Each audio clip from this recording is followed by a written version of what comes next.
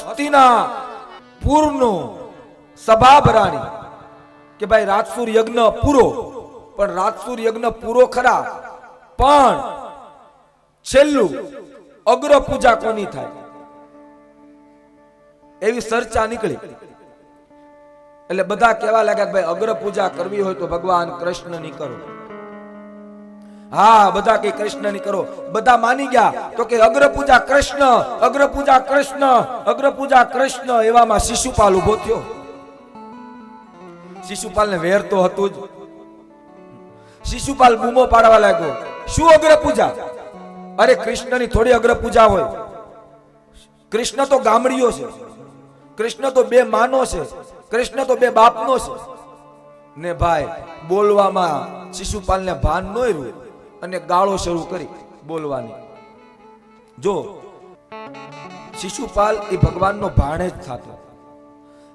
ભગવાને શિશુપાલની માતાને કીધું તું ફઈબા, આ શિશુપાલ મને 100 ગાળ દેશે ને ત્યાં સુધી હું એની ગાળ સહન કરીશ, પણ જેદી તેદી 101મી ગાળ એના મોઢામાંથી નીકળી એટલે હું એને મારી નાખીશ. શિશુપાલને વરદાન હતું કે 100 ગાળ સુધી નહીં મારીશ. જ્યારે જ્યારે શિશુપાલ ગાળો બોલે ને એટલે ભગવાન લખી લે 1 ગાળ 2 ગાળ. પણ આ વખતે શિશુપાલે બોલવાની શરૂઆત કરી.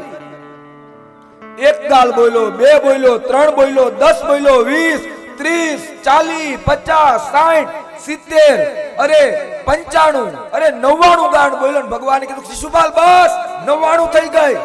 પણ આવેશમાં ને આવેશમાં શિશુપાલે કાંઈ સાંભળ્યું નહીં. 100મી ગાળ બોલ્યો. ભગવાને કીધું શિશુપાલ રાખી જા. શિશુપાલ માન્યો નહીં.